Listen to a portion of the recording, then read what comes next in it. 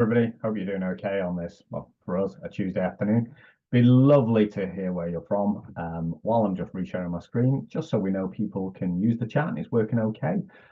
If you'd like to just say hello in the chat and tell us what country you're dialing in from. It'd be really useful to know what subject you teach as well. So I'm just going to reshare my screen while you find the chat window. And hopefully you can see this now. I'm going to fire up the chat window myself. So my name is Mark Heslop. I'm the subject partner for maths at Pearson.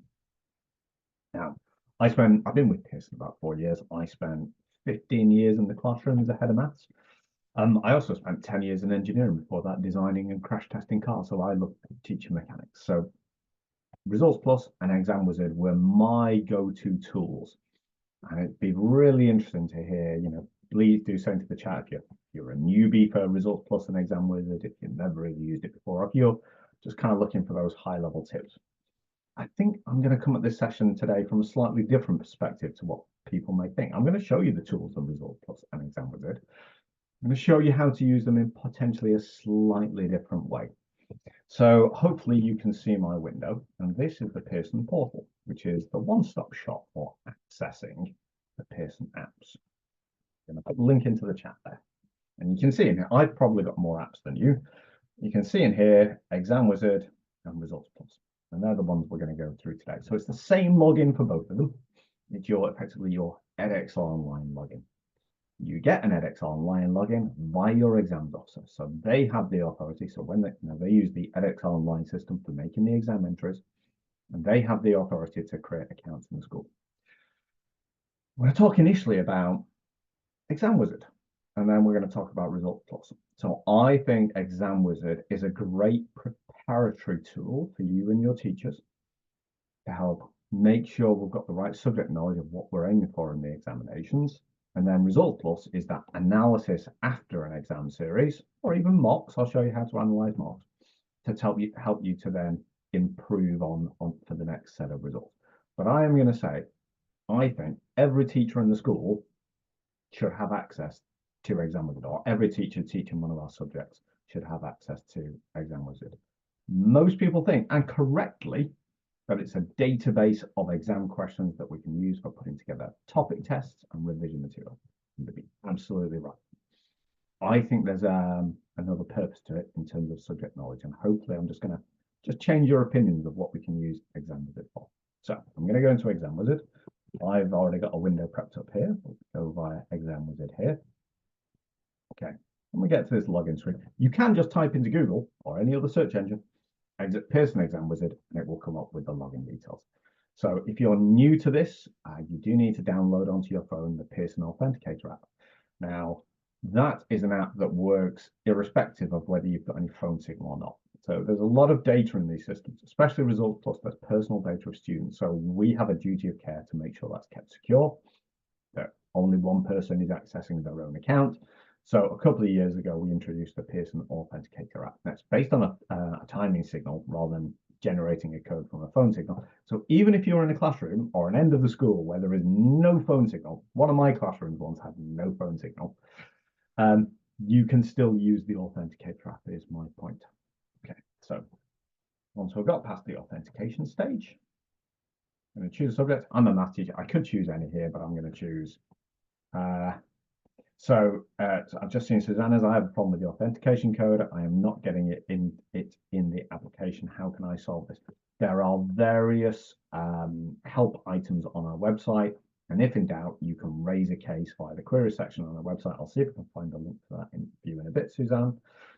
And you can just get them to solve it. If there's any problems with it, just work out what's going on. We've got a great international customer support team going. So I'm going to go to mathematics. Proceed to log in, and we've got three main options. Well, four if you include this section. So this might be if you teach multiple subjects, this is where you can change subjects if you're already in it. We can find past papers. We're going to build a paper, which is mostly what I'm going to be going into this afternoon. And we can go into my papers for anything. So once you've collected groups of questions together, you can save them and you can then adjust them to make different topic tests or revision materials. I'm going to come at it from that perspective initially. So let's go into build a paper. qualification option up here. So you'll see on here, GCE AS level. So these are effectively the UK specifications. We've got, for instance, the international A-level specifications further down, international A-level here. And I'm going to go into international GCSE. The reason why we have both sets, UK and international calls, there's usually a big overlap between questions. So for maths, I get teachers saying, I could do with some more questions on proof. It's a tricky topic for students. International teachers, that topic exists in the UK specification in exactly the same form. So if they're looking for questions outside of the past papers, you can always go into the equivalent UK specification and actually see if there's some new questions for you that your students haven't covered on the same topic. It's a great way to look for more resource material. I'm going to go into international GCSE. And we have a few options here. So units. Now, in our maths papers, maths paper 1 and maths paper 2, they're interchangeable. And I know, for instance, on some subject, you might have some topics in paper 1 and some topics in paper 2, and there's no real crossover between them. So that's where you would select paper 1 and paper 2. Or like, for instance, international A-level, but the content for pure 1 is different from the content for pure 2. That's where we'd select that. In terms of specification, so we could actually go back and look at just questions from our legacy qualification. But when we start a new updated version of the specification, the examiners and the team remap the old questions to the new specification. So you've still got plenty of content to look at, but you could just filter for free current specification content. Tier, so in maths and some subjects, we have foundation and higher tier. We could look at selecting questions from certain years. Could look at selecting questions from certain series within a year if we're looking for something specific. Assessment objectives, relevance for some subject, less so for maths, but you can filter by assessment objectives. But this is the main one.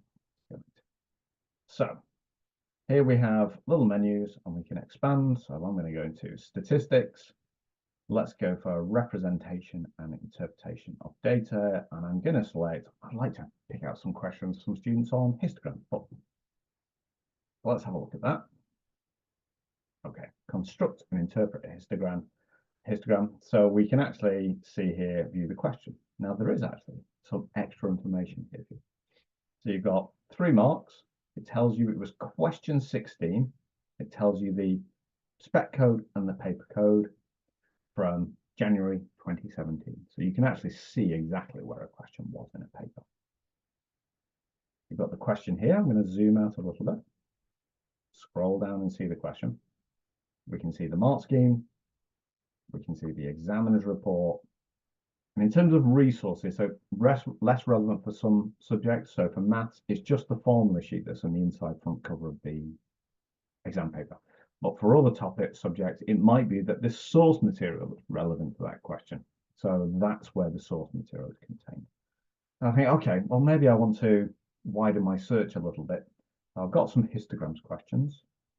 If I edit the search, click on topic again, I can see histograms is still selected. But you know what? I want some questions on histograms or cumulative frequency diagrams. And I can search for multiple topics at a time, and it will redo that search for me. Now, I've already got 3 questions selected here from when I was playing with this earlier. I'm just going to remove those. I'll show you what happens in a second. So I view in a question, and I think, yeah, I want to add that to my selection of questions to print. I'm going to add that one, that one, like that. I'm going to add that one. I'm going to add that one. You can see the questions are being added here. It tells me there's 19 marks and gives me an estimate for the number of minutes if you're doing this as a topic test. I could actually save that. So let's do histograms. And I could press save. Now, once I've selected my questions, I can actually tweak their order. So I'm going to press view edit paper. Got our questions here that we have selected to be together. What I can do is if I think I think that should be the last question the students hit. So I'm going to actually move that question further down. So you can drag and drop them. I could always add questions. I can remove all the questions. I can, if I remove it here, it will deselect it. So once you've got your bank of questions together, we can press export. Now, I think there is another feature, another use for ExamWizard that I'm going to come to in a second. So a lot of people will be aware of this one. I'm going to go to export. and I can select the questions. I want the mark scheme. And when this generates the questions for you, the questions will be at the start and the mark scheme will be on a separate sheet rather than question mark scheme. It's not kind of the format we generally have to say a topic test for students. I think I'll have the paper code in there so we can see those. And I can either export this to Microsoft Word or I can export it to PDF. So Microsoft Word, and I'm going to do PDF in a second because it just fires up quickest on my computer. But Microsoft Word, well, maybe you like the first part of a question for a little bit of topic test or some working class, but you think, okay, that also brings in another topic here that the students haven't covered. If you've got it in Microsoft Word format, you can just trim out that question. Let's go export to the PDF. Open it up. Here we go. Here's those questions. You can see the paper code. We don't have to select those. Question 2, question 3, and then there's the mark scheme. So it's great for that kind of material. But I think there's another purpose to ExamWizard. If you are new to teaching a specification, so your school has switched specifications, or even more so if you have less experienced teachers in your school, I think it's absolutely, that's why I think it's absolutely vital that every single teacher in your department should have access to ExamWizard and probably should be engaging with it on a weekly basis. So you may have come over to a new specification and you think, okay, I've seen that specification point. I've got in my mind what is the range of difficulty of questions that should be assessed on that. This is where, as part of your planning, it only takes 2 minutes to go into ExamWizard. Let's just focus in on histograms for a second. So I'm teaching histograms this week. I'm going to press search. I'm going to select a bunch of questions on histograms, and I'm just going to have a quick flick through to make sure I'm aware of the range of difficulty of questions that are being assessed under this specification point, and also what other topics tend to be linked in with this. So I think there's a really nice teaching point or learning point for especially inexperienced teachers, that they sometimes don't see the connections between the areas of the syllabus. And actually having a quick flick through the exam questions shows, for instance, on this one, that the examiners like to link, and think it a really logical link within mathematics, to bring in probability questions and ask questions that students calculate probabilities on different sections of the histogram. So fantastic for understanding the range of questions that can be assessed. Fantastic for understanding what topics are logically go together in your subject for assessment, which can help just their professional development. And also from the perspective of just actually looking at the mark schemes. Now, I'm not a fan of teaching to the test, but I did always used to say to my students, it's okay to lose the marks you can't do in an exam. It's not okay to lose the marks that you can actually do, but maybe you just didn't show it in the right way. Maybe you just didn't show certain stages, use certain keywords. So for instance, in keywords and explanations in, say, maths, certain words are underlined that we need to see within an explanation for a student to be able to get the mark. And actually regular exposure to your teachers of actually bits of mark schemes can actually help with that process, so they know how to prepare the students for what they're aiming for. Classically with new teachers, they do a lot of teaching, and then the first set of exams for their pupils, or the first set of mocks, that's when they really start to get that feedback. Are their students hitting those bases of what they need to show within an exam environment in order to pick up the marks and demonstrate what they know? And the nice thing about engaging with ExamWizard every single week is that you can actually just get a slight step up on that one, help with their professional development, help them to prepare for the students, the range of questions. So for instance, in textbooks, we often have questions at the start that will build up the students' practice before we get to that range of questions that they would see in an examination. And it can just really help the teacher work out, where in, say, an exercise, the break line is, okay, these are just build-up questions, but we wouldn't really assess these at, say, international GCSE level. And these are the questions that we actually need to make sure that the students can actually focus on. So I think it's ExamWizard is a vastly underestimated tool in terms of professional development of teachers. And if you don't have access to ExamWizard, or if you're in your next departmental meeting, it's worthwhile asking, is there anybody who doesn't have access to ExamWizard? You can fire off an email to your exams officer to ask them to create accounts for a list of people. It will literally take your exams officer about 30 seconds to a minute to create an Edexcel online account, which gives them access to ExamWizard and ResultsPlus. So that's ExamWizard. If you've got any questions about that one, please do fire something into the chat. I'm going to switch screens. I'm going to have a quick sip of my cup of tea. Please do fire something into the chat while I move on to ResultsPlus.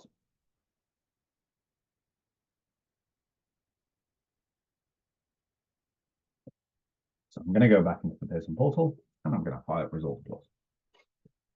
So we've covered that preparation before a set of exams using ExamWizard. Now we're going to look at post a set of exams, how we actually analyze the data and use that to move forwards to improve the performance of the department and the students. So mine will look slightly different here. I can actually log in as any center, and we actually have a dummy center here at Pearson. Okay, so this is your main ResultsPlus page. There's actually a few things at the bottom here that are effectively for if you're doing BTECs or for an exams officer. So an exams officer can actually retrieve data. So if you've got a student studying international A-levels or A-levels, they can actually retrieve their international GCSE or GCSE results. And so you can actually view how they've done in the past to get an idea of what are the right subjects for them. And I'm going to go upwards in this to the most important one, which is at the top. So we can create groups. So you can actually have a group set up for your own teaching group, or you could just look, as we're going to do, a whole cohort results. If you actually just want to look without any comparison to your own results, how the overall Pearson cohort did, and I will show you this in a second because there's something interesting that you can see on here. That's the global results analysis. We've got a mock analysis service. There's two aspects to this. So you can make entries during the year for our mock service where you select which paper you want your students to do from past paper. We send it out to you.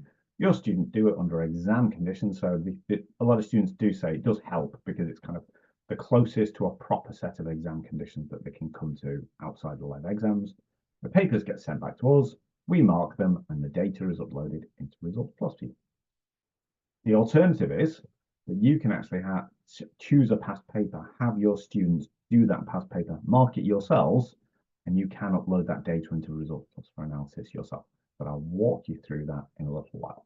What I'm going to come into is kind of the option that the one that you're going to be using 95% of the time, this ResultsPlus analysis here. So this is where your live exam results become uploaded into, and I'm going to walk you through these. So you could look up an individual student. If you've created teaching groups, you can go in by that section.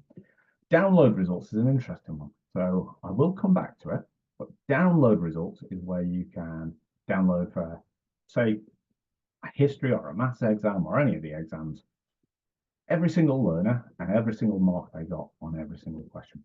And I'll talk to you about why you may, and I am going to say may want to do that. So I'm going to show you how to analyze your results, and there's kind of a stage that I think everyone should be able to get to.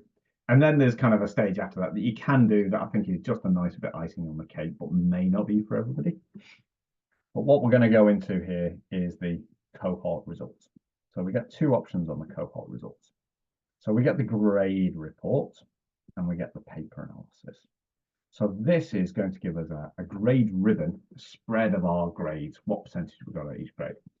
From that, I can go into the paper analysis, which is going to be the analysis question by question how the students did. So we could, by and large, go into everything by the cohort grade report, with one exception. So this, when we go into the paper analysis, we'll pull in the results of the papers that have been cached in. So this is when students have finished a qualification, been awarded a final grade, and we want to look at the analysis of those student marks. The only time we wouldn't do that and go in via this way is if you're using the modular system. So maybe you're taking modular international GCSEs, maybe you're taking modular international A-levels.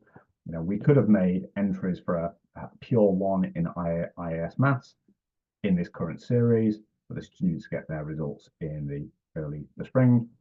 those results are not cached in. So that is just effectively a standalone result. Because they're not cached in, you can't access them via grade report because there's no actual final grade assigned to it. And this section is if you're doing modular GCSE, international GCSEs, or modular international A-levels, this is where you'd go to see your current cohort pure one results so you can have a good idea of how they're doing before they go on to finish their IASA next summer. Right, so I've said this is a dummy site, so there is no live examination data built into this. So what I'm going to do is I'm going to go via the global results analysis because it looks 99% the same. I'm going to show you what the global results analysis can do. I'm going to go into GCSE. I'm going to go into June 2024. Now, for this one, I'm going to go into the whole Edexcel cohort results. But if there's enough centres per country, you can actually go into, so for instance, if you're in Bangladesh, 101 schools in Bangladesh, not necessarily saying they all teach all subjects, but we could go into the grades analysis and the paper analysis for Bangladesh. Now, there's some areas of the world, for instance, where I'm going to say Australia. We're not going to do an analysis for 2 schools because if you were one of those schools, you could take your results away from the whole results and work out exactly how the other school is doing. That is a GDPR nightmare. So we can only publish country results when we've actually got enough centres to make sure that the data is fully anonymised. But I'm going to go into all Edexcel, and this is going to look 99% the same compared to how it would look for you as a teacher in a centre comparing your own student results. So I'm going to go into maths because I love maths. Go into anything here. Let's go into mathematics A. If I was, say, a head teacher, and I don't know if we've got anybody on the call that's a head teacher, I could select all the subjects in my school and actually have a grade ribbon for each of those, just a quick overview about how the subjects are doing. So it would have maths here, you could have physics, you could have chemistry, just to get a rough overview of how the subjects are doing. We could print this off. So you can print this off as a PDF. If you want to issue it in meetings, I'm not going to. But we've got various comparison options here. I'll come to those in a second. So when you go into your own results, this is where your own results would be. It's effectively a duplicate of what's down here of the Edexcel cohort results. So this is where you'd see your results, and you'd be able to compare this grade ribbon here with this grade ribbon and see what percentage of students got which grades. It's a good overview. We highlight grades 9 to 7, we highlight grades 9 to 4, and if you hover over it, you can actually see, so this would be your results, you can actually see what percentage of your students and how many students achieved each grade. Comparisons.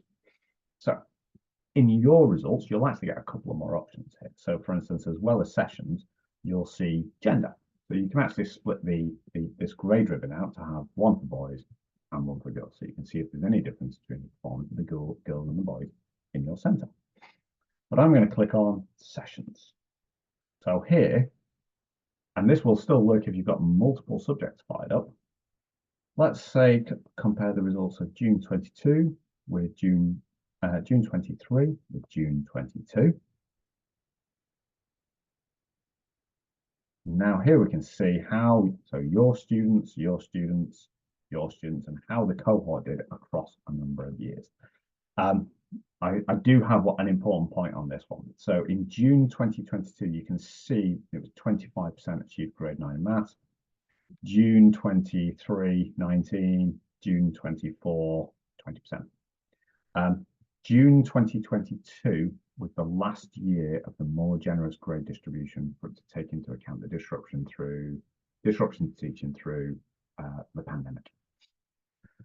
So you would expect to see higher top-end grade percentages in this year. So please don't be alarmed if you've seen a drop-off from June 22 onto your June 23 and 24 result. It's normal. There was a more generous grade distribution in June 22.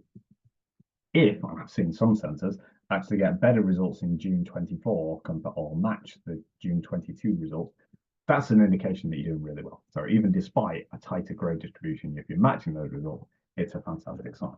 So we can use this to kind of track what trajectory we've been on so far. Okay, where are we coming from?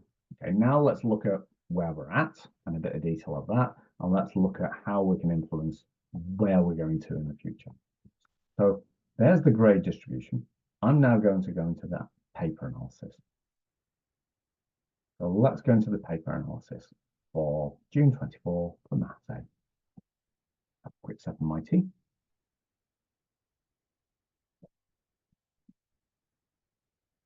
Now, my best advice when you're doing any kind of analysis of papers is always to have a copy of the papers to hand.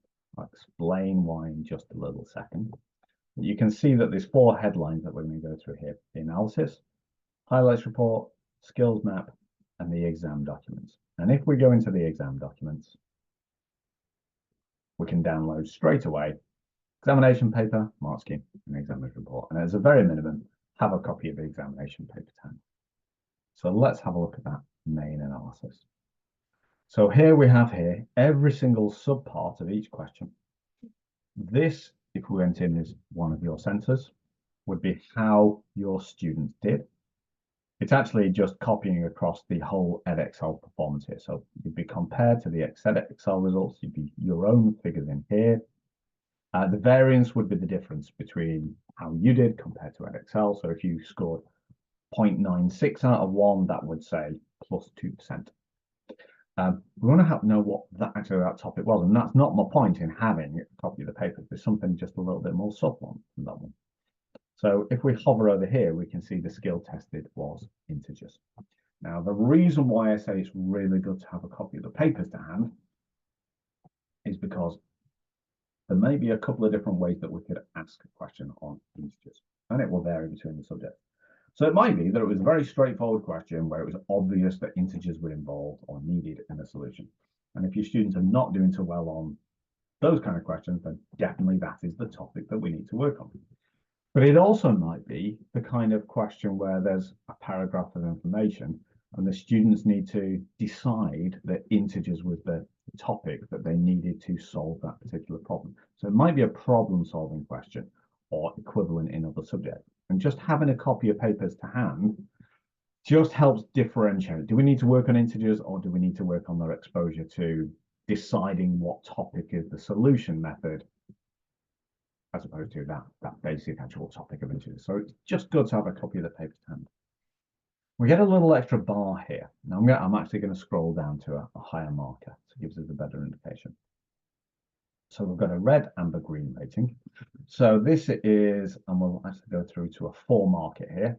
So the top 2 marks, so whether it was 3 marks or 4 marks scored on the question, will be indicated by the green bar. No marks or 1 mark, so only just entering or not making any progress on the question, will be the red bar, and everything else in between effectively is amber. And the reason why I've scrolled down to a 4 marker, because if you got like a 1 marker, well, we can't have an amber. It's effectively just green 1 mark, red no marks. I think these bars are actually quite interesting. They can tell you some quite interesting things. So let's go down to some higher markers. So these are out of 2 marks.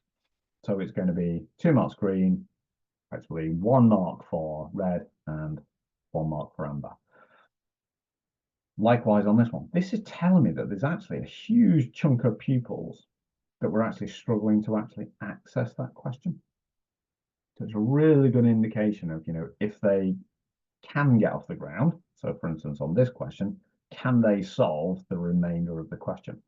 So in this case here, we're looking at about the same, it's both 2 markers. A chunk of students couldn't access it. A chunk of students on this question scored 1 out of 2 marks, and a chunk scored 2 out of 2 marks. On this question, it's likely that if they could get off the ground, they could actually score 2 marks. So you actually get quite a bit more information, especially when you're looking at it in relation to the mark scheme, to understand as your students are working through a question, actually they couldn't get past that middle mark on here. Some of them got it, but a lot of them actually just stalled out on that middle one. So you get quite a bit of information from that green, the red and the green bar, especially on questions where they might need to do the first thing before they're able to do the second thing, and they've got to do the second thing before they can do the third thing, as opposed to that slightly different type of question where We might ask students to provide 3 reasons of an explanation where they don't have to be linked. And that's where, again, I'd say having that question paper with you can make an absolute world of difference to how you interpret this data.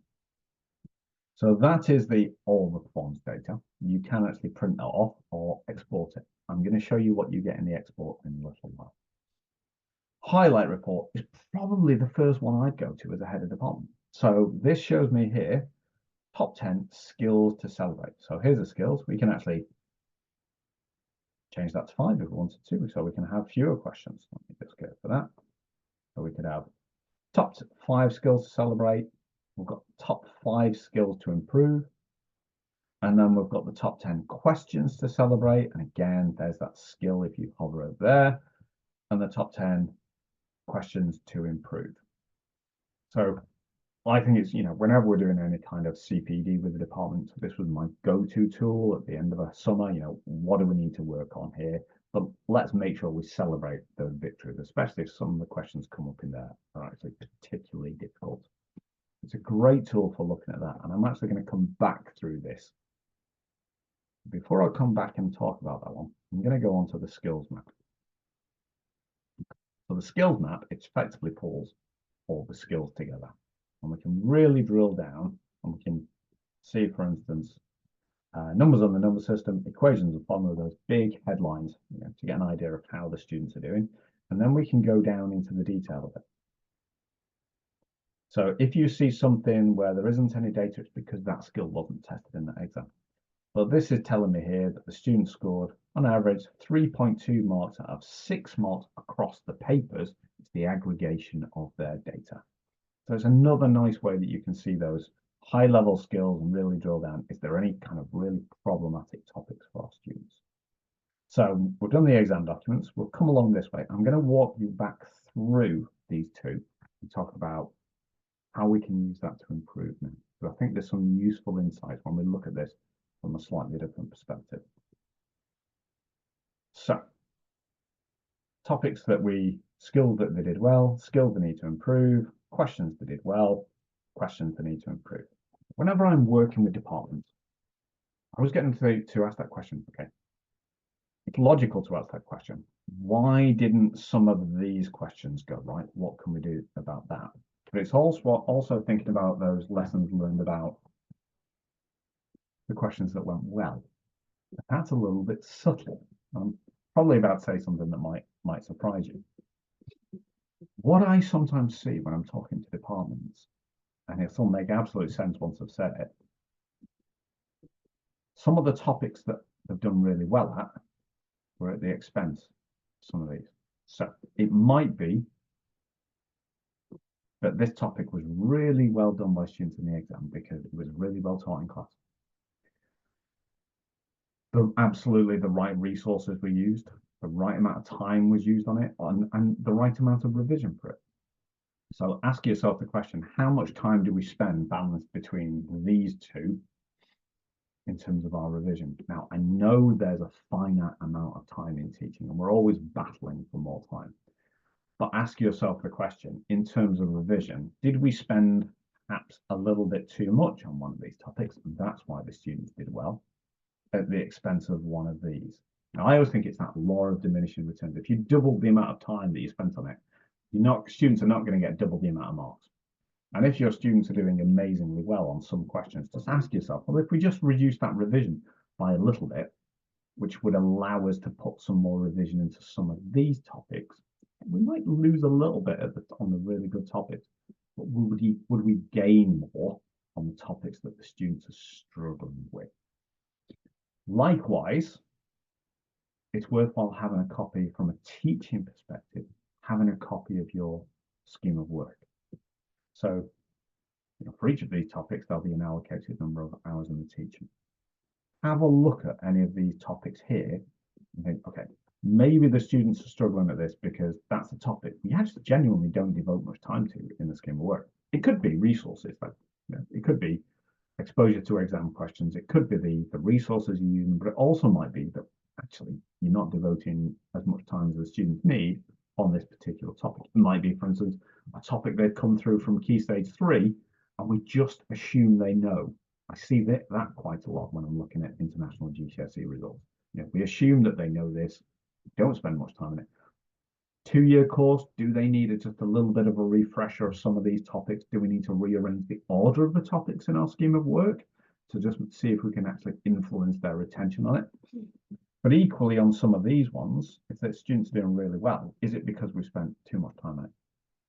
Could we trim an hour off this one and an hour off this one across the teaching time and actually add on a couple of hours onto these? Yeah, you might, like say on the revision, you might lose a little bit on your average on these, but that might be more than made up on some of these ones. So there's always different ways to actually look at this. But I'd also ask you to, just ask you to consider those topics that you're doing really well on. Why? Are you over teaching this? And it might be sometimes that you can row back on the number of hours and it makes absolutely no difference to the performance of those students. But it's freed you up to spend some time to teach the topics and spend more time consolidating on the topics that the students genuinely struggle with. So hopefully that's just a slightly different perspective. So please make sure you've got a copy of the exam papers to hand when you're looking at these. And please also make sure that when you're looking at this, think about it in terms of your scheme of work as well. The teaching time, the order of the topics. Okay, so I'm going to come back to working our way back through this list. I'm going to go back to the analysis page. So I'm going to show you an alternative way to look at this data. So we can see here 0.94 was effectively the Edexcel average, but it's the school's average, 0.94 being the whole cohort average. If we go into the export here, we can actually export this as an Excel spreadsheet, and we get a little bit more data. And just to guide your eye in, I want you to picture that 0.94 figure. So I've actually already done the export. I'm going to bring it across now onto this screen. There it is. So there's that question 1A, the 0.94. So this would be your school's data. This is that second column. There we go. I'm just going to move this out of the way again. The Edexcel average 0.94. Bring that back. Okay. The extra data you get is that you get the average performance of the students by grade. A really nice thing about this. So we're in the kind of that, we've done the majority of the data analysis here. We're actually now just looking at those, maybe those extra little features if you want to go to a bit, if you're more confident, want to go to a bit more data analysis. So this is where you could actually start to see, okay, so if my student got 0.94, what grade were they on that particular question? Okay, we were in the grade range of the grade 3 students. Let's have a look at the, say, 0.8. So again, we were in the grade range of the grade 3 students. So you can actually see, for instance, start to look at this from the perspective of question by question and topic by topic. You can actually start to see what grade range you were in. Now, you can actually put a couple of filters on this. So I'm just going to highlight a few cells. We haven't seen filters before. Go data, and I'm going to put filters on. So what I'm actually going to do is sort these by their topics. And this is where it will gather effectively all the algebraic manipulation together. How did I do on the algebraic manipulation? So that idea of almost that skills map, but you can see if there was any patterns in here, whether there was actually any problems with certain questions in terms of algebraic manipulation, that idea of having the question paper with you. Okay, on algebraic manipulation, we were on a grade 4. When it comes to integers, we were on average on a grade 5. So you can start to get a bit more information about what grade range that your students are operating in on different topics. The other one that you might want to look at is to order them by question size. So I think there's a world of difference sometimes between how students do on 1 markers and then those same skills apply to 2, 3, 4 mark questions. So what we can do here is we can sort largest to smallest and actually see what grade range are my students in based on low mark questions compared to high mark questions. Are they underperforming on the same topics on high mark questions compared to low mark questions? That would be, indicate that within the teaching, maybe more practice on building those skills into higher tariff questions might help the students' experience. So there's a lot of ways you can actually look at this data. When I said before the student download page, I'll show you that one. So let's go back into the main analysis where you can actually download every single mark for every single student. There are various reasons why you might want to do that. Might want to do that. And I'm going to say this is again for the more confident at this kind of analysis. If you were to go into the download results, you select the course, download all your student, every single mark. I've seen centers, for instance, highlight using a bit of formatting, who are the grade 8 students, and look at, let's have a look on here, bring their results into this. So they've just calculated the average of the grade 8 students, bring it in here, I'll fire up some grade 8s, and then actually compare, dropping it in there, their grade 8 students with grade 9s, because they wanted to look at, if I want to move my grade 8 students onto grade 9s, which topics are my grade 8 students really struggling at compared to the grade 9s? So you can target this in different ways. You could do that, say for your grade 7s, what would it take for my grade 7s to make them look more like grade 8 students? Likewise for any grade, but you can do that via that student downloaded results. It does take a little bit of manipulation. It's not for everybody, but there is actually a lot of insight that you can get to then influence the scheme of work, influence the teaching, revisit that back with ExamWizard. How did we prepare these students for this topic? Are my teachers aware of the range of questions that are being taken on those under that, effectively, that banner of a certain topic? So that's the main headlines of ResultsPlus. I am going to show you briefly some of those other features. So let's go back into the main menu of ResultsPlus. Let's go into that mock analysis service. So this is where you can actually view results. If you've made entries with us via the mock analysis service, this is where that data is uploaded. This is where we could actually upload data. Now I'm going to say if you're uploading any data yourself into ExamWizard, ResultsPlus, the best way is to get your exams officer to create the students for you first, especially for your year 11s, in the way that they would create the names on the system for when they're making their live exam entries. That way you can actually keep an eye on students. So say if you were to do this in year 10, you've got entering mock results for them in year 10, further mock results for them in year 11, their final exam results in year 11. It's all connected to the same child. And you can actually see the progress for a child or group of children across the 2 years. But it's better if it's easier if your exams officer creates those student accounts for you. So let's have a look at how we're entering some GCSE, international GCSE results. We're going to select a past paper, and I'm going to say I'm going to use June 2023 as my mock exam. Let's go into maths. Okay. There we go. So you can actually have a look at that paper and mark scheme here, and then there's 3 different ways, 2 of which are a lot harder to actually enter the data in. So you could upload them group by group. You could actually upload them student by student, typing in every single mark into the system, which I would not recommend doing. However, there is a purpose to that. So we're going to look at the bulk imports where you can download a spreadsheet, put the data in, and upload it. We always know that there's students who come along and maybe they're ill on your mock exam day. They do their exam maybe a couple of weeks later, and you need to get their data into the system. You've got 2 options on that one. You could actually type that student data in, which is fine. You could actually just re-upload, so adjust the bulk upload spreadsheet and re-upload it again, and it will just update the results. Now, this is where it's quite nice if you've already set up groups, teaching groups on here. But when you pull the students in, their data is automatically pulled into the correct teaching groups. When we go into the bulk import, so let's go for written paper 1F. My students are doing this mock paper.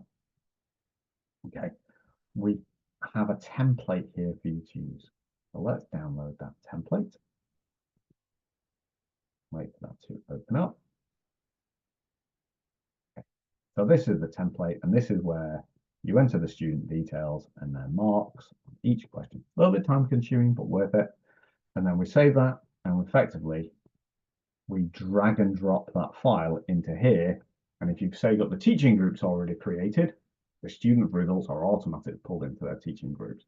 If the teaching groups are not created, it doesn't matter. You can look at them as a whole cohort, or you can create teaching groups from those student names afterwards so teachers can see their own results. But I think the mock upload feature is a really nice one to use. So let's then have a look at how we create those teaching groups. So that's the mock paper analysis. Create or edit a teaching group. So you can have as many on here as you like. Students can be in multiple teaching groups across multiple subjects. You can actually see in here that, say, our MFL specialist likes a bit of a Hogwarts theme. You can see my dummy, MCH is my initials, groups that I've created in the past. All we do is create a group. We're going to upload some mock results. So if it was our high stake results, so live exam results, this is where you could create teaching groups for your live exam students so that their results are already sorted into nice groups for analysis after the results. But we could create a mock group. We can select a qualification, select a session, select an award. Okay, select a unit, 1 and A1, for instance. And any student with those results would actually automatically be pulled into this, that you can actually then create the group for them, and you can edit group if students move between different teaching groups, which we're well aware that resetting happens. So that's how you can actually create and edit those teaching groups. That's the main features on ResultsPlus and ExamWizard. I don't want to almost over bombard you, but I'd say just a reminder.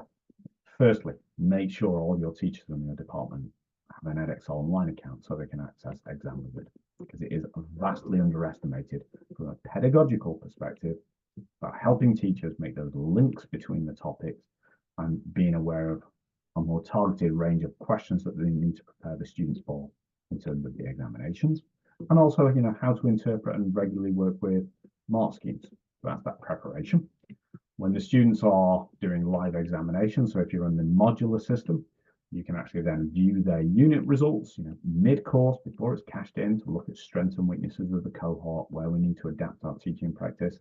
And then in ResultsPlus, that final ResultsPlus analysis, what happened with our students on the previous one, so we can then investigate our practice and see if there's anything that needs to adjust for the upcoming cohort.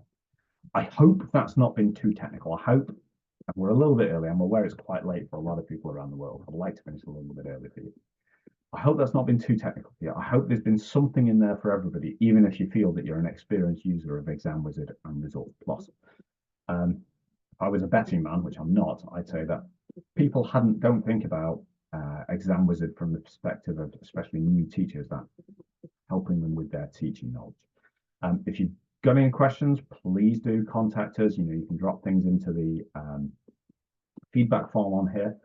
And I do just hope that, that's helped you and made your lives just that little bit easier across the coming year. But yes, please do encourage all your teachers to make sure they've got an Edexcel online account. I'm going to hang around for about another 5 minutes. If you've got any questions, please do drop it into the chat. And I'll happily come back on if you need me to re-demonstrate something that you're not sure of. More than happy to do that before we finish. But I hope that's been a useful session. We'll be uploading a recording of this to our YouTube channel. I'm going to stop sharing because what I'm about to do is find the link to our YouTube channel so that I can you'll see where this has been created. Otherwise, I'd like you all to have a very good evening. Right, here's the YouTube channel. Find the chat again.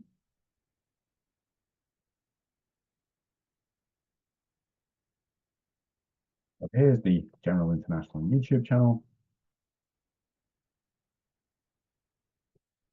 And this is the sub-channel where the recording of this one will go to, because I'm aware I've done a lot of detail in this session. I'm sorry, guys. It can be quite technical. You can watch at your own pleasure. Rewind as many times as you see fit, or watch at double speed if it makes it less painful. But thank you for your time today, ladies and gentlemen. I hope that's been a useful session for you. I'm going to switch my camera off. If there's anything more that you want to add into the chat, I'll come back on. But thank you and have a good evening.